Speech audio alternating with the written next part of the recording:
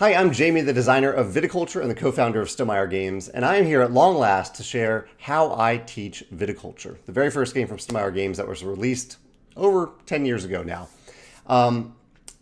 It's really a fairly simple game to teach. In fact, it's one of my favorite Stonemaier games to teach because it's broken down by season. Importantly, if I teach someone viticulture who doesn't know how to play the game, I always start with the core game. Viticulture Essential Edition, core game, no expansions included. It's possible that it's fine if I include more visitors in there. Those cards can be shuffled in, but I don't play with Tuscany. I do not teach new players Tuscany because viticulture is simpler. And plus, it's nice to start out with something that's a little bit simpler and have that nice leveling up feeling when you add something more complex later. At the beginning of the teach, I show them the board. I get the board set up. I get everyone set up with their vineyard mat. And I talk about a few core concepts before jumping in. One of the core concepts is how to win and how the game ends, which is when one player crosses 20 victory points. We'll finish that year. So we're playing the game in years, but you don't know exactly how many years there will be. I let players know that typically it's around 6 to 7 years. All players will finish that year, and whoever has the most victory points wins. I also say that the primary way of getting victory points in the game is by making wine and completing wine orders, but that isn't the only way. It's also possible to get victory points from visitor cards, from summer visitor cards and winter visitor cards. And there's also a victory point even printed on the board here if you want to sell grapes or wine in a 3+ player game. And there's also a victory point on the tasting room. So I mentioned a few other places where you get victory points, but the primary way is complete wine orders. And as I teach the game, I will primarily be focusing on that process of how to make wine. I'm not going to teach how to play viticulture here. This is a video about how to teach it. But what I do next in the game, in a teaching game, is I start playing. We jump right in. We're going to play a year of it. I let people know that while the first year of viticulture does have an impact on how you do in the game, that nothing you do in the first year will really ruin your game at all. Everything you do will move yourself forward in the game. And so they're kind of low stakes. I'm setting the bar very low for the stakes of that first year. And we start with a wake-up track. Obviously, we started spring. I share what we're doing here. We're determining our wake-up time for the entire year, which is the player order for summer, the fall, when you're going to be drawing some new cards, and winter. I let people gain those benefits. Then we move on to summer. And here I stress that each player has a certain number of workers, probably one grande and, 3, I think it's 3 is, I'm looking for the standard cards, 3 standard workers. And I stress to players that they have those workers for the entire year. So if they place those workers in the summer, which is the season for building up your vineyard, they're not going to have them for the winter. Those workers are gone. And if they save those workers and don't use them in the summer, they will have them in the winter.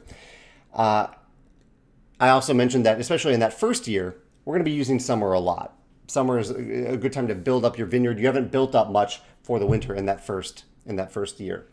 And here's where I talk about the winemaking process a little bit. I back it up. I say, okay, if you have this, if you have a wine order that you want to fill, and I might share what a wine order looks like, I'll say that you need wine. To get that wine, you need grapes, and the way that you get the wine is to turn grapes into wine. And the way that you get those grapes is by planting vines on your field, vines that are permanently there for the entire game. Sometimes people think they have to remove the vine cards. Obviously, you're not doing that. Vine cards stay on your field for the entire game after you plant them. So you need to plant vine cards, and you get vine cards by drawing them. So you need to draw some vine cards. You might start out with them in your opening hand, but depending on your mamas and papas, your pink and blue cards, but not necessarily. And for some vine cards, you have to build a structure. And so I've explained this process backwards, and now we're going to do it forward. So now that I've said that, I'll go through the summer and I'll say, okay, do you have a wine card that you want to plant? Make sure you can build it. Make sure you start by building a structure. So I kind of walk people through that summer season based on what they need to do to move towards that planted vine. Then we go through fall. Then we move on to winter, and hopefully a player, if not someone else, maybe you as the teacher, you might have planted a vine card. You can show them how you harvest a grape from that field. If no one has planted, or if no one has workers left to harvest, then you might show them that how that works, just as an example. And then you might also show them what it looks like to make wine from those grapes that you've harvested. And eventually, you can then tie it back into a wine order that you'll take those grapes and you can convert them into victory points and residual income by completing that wine order. And somewhere in here, you probably also want to talk about how the Grande worker works. And the player count for the different action spots. Probably want to do that in summer. Talk about how there are limited action spaces for your regular workers based on the player count, but that Grande workers can be placed either on those spaces if they're available, or if they're not, just on the action to take the action. Last, you go through the year-end steps. They shouldn't really have a big impact on the first year. Again, the first year is fairly low stakes. It's going to be highly unlikely that a player has more than 7 cards. If you do see a player getting close to 7 cards, you might warn them about that discard. But all those reminders are also here on the board. But yeah, that's how I teach viticulture. Also, I didn't share the vineyard mat a lot, but I do reference the vineyard mat a lot in that teach because here are the structures. Here's where you're planting the vines, plucking grapes off those vines, putting them on your crush pad, and then shifting them over to your cellars.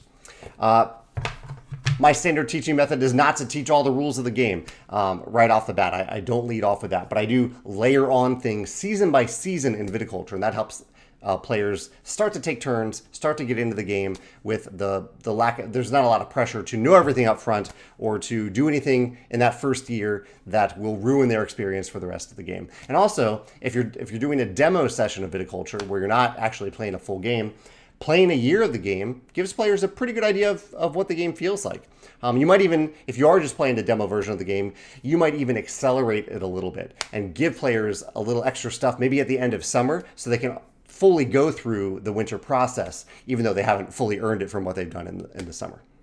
I'd love to hear your thoughts in the comments below if you have any teaching tips for viticulture, but that is how I typically teach the game.